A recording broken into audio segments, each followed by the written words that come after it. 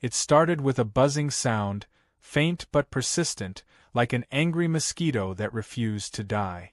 I wiped the sweat off my brow and looked up from my tomato plant. There it was, black, sleek, and hovering right over my field, its little camera lens tilting downward like a nosy neighbor peeking over a fence. I grabbed my shotgun on instinct, but then I heard another buzz. And another. Within seconds, 4 more drones appeared, circling like vultures.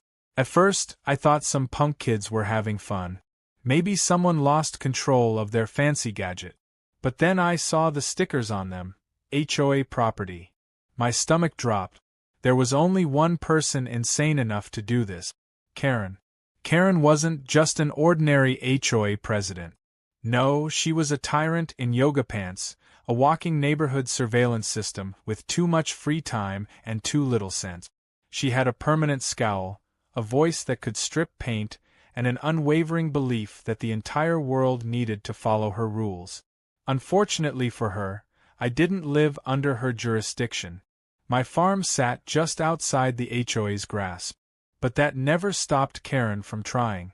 A week ago, she had left a note in my mailbox, written in her signature passive-aggressive cursive. Dear resident, the state of your property is concerning. HOA regulations must be upheld for community beautification.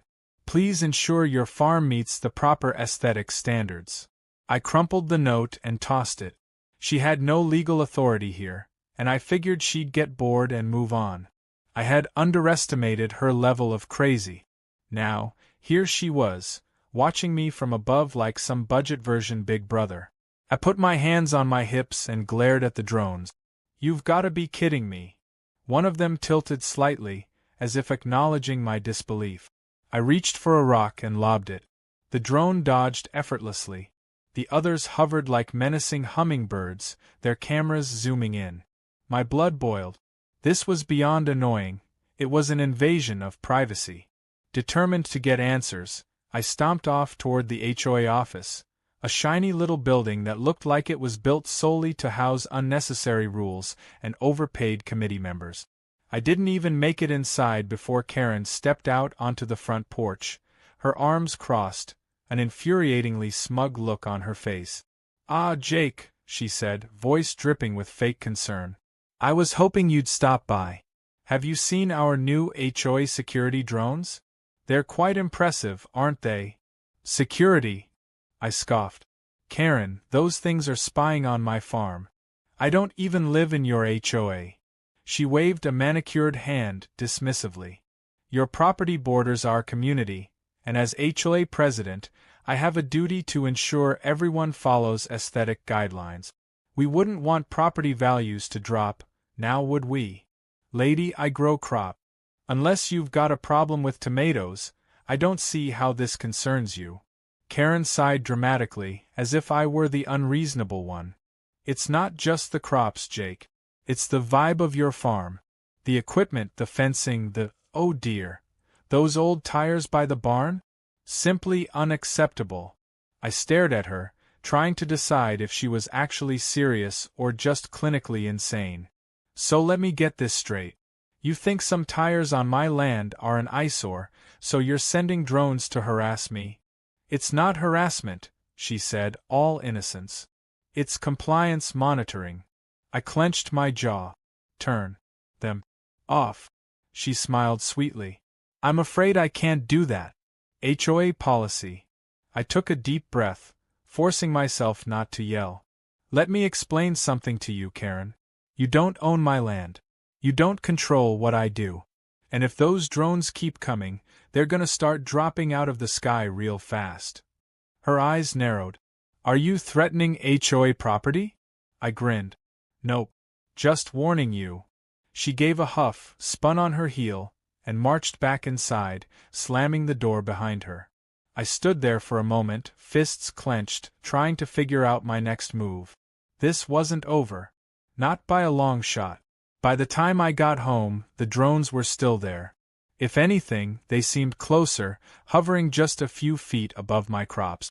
I grabbed my phone, did a quick search, and smirked. It was time to fight back.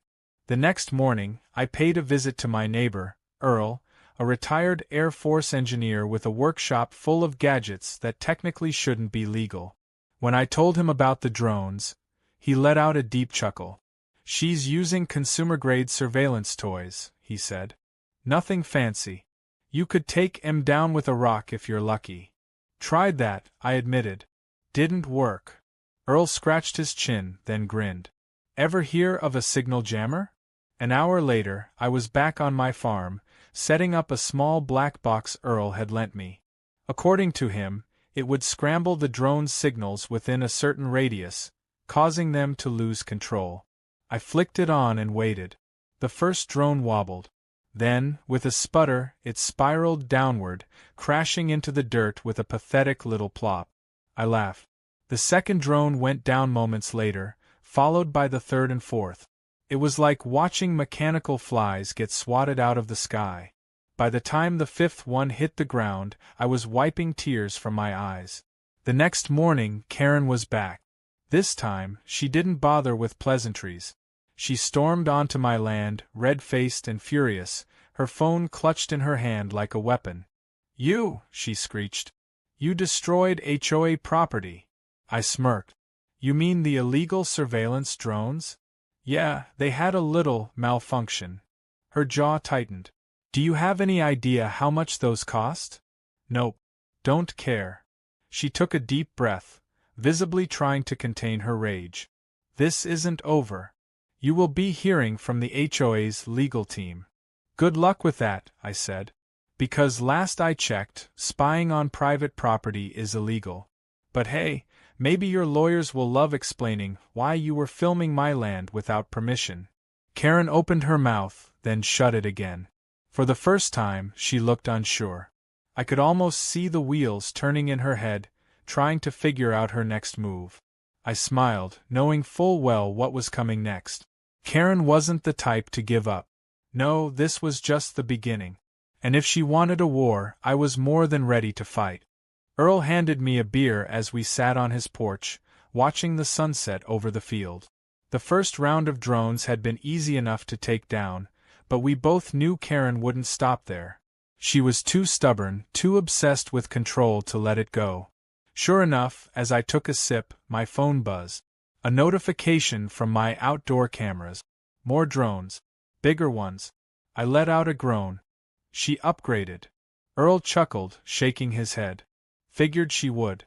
Probably went crying to her HOA board about her damaged property. I bet she convinced them to double the budget. I stared at the screen. The new drones hovered higher than before, out of easy reach. Their movements were smoother, more deliberate. These weren't cheap consumer-grade models. Karen had gone all out. "She's gonna keep pushing," I muttered. "I need to shut this down before she gets it in her head to start flying those things inside my damn house." Earl took a long sip of his beer before grinning. "Then it's time to step up our game." The next morning, I set up a few more jammers around the property. Earl had given me a stronger model, one designed to cover a larger radius. I placed one near the barn, another by the chicken coop, and one in the middle of the field. If Karen wanted to keep playing, she was about to lose big. The first drone appeared just after noon. It hovered cautiously, as if testing the waters. Then, another joined it. Within minutes, 3 more arrived, circling like mechanical hawks. I turned on the jammers, crossed my arms, and waited. The results were immediate. One drone wobbled violently, then spun out of control, plummeting straight into my cornfield. The second one jerked to the left, its camera tilting wildly before it careened into a fence post. The third dropped so fast it looked like someone had swatted it with an invisible hand. By the time the fourth and fifth went down, I was grinning ear to ear. Then I heard the shouting. I turned to see Karen storming up my driveway, her face redder than a sunburnt tomato. She was waving her phone like it was some kind of legal weapon, her voice shrill with fury. "You absolute menace," she screeched. "You think you can just destroy HOA property without consequences?" I leaned against the fence, looking unimpressed. "Your property was trespassing." Again. She stomped her foot.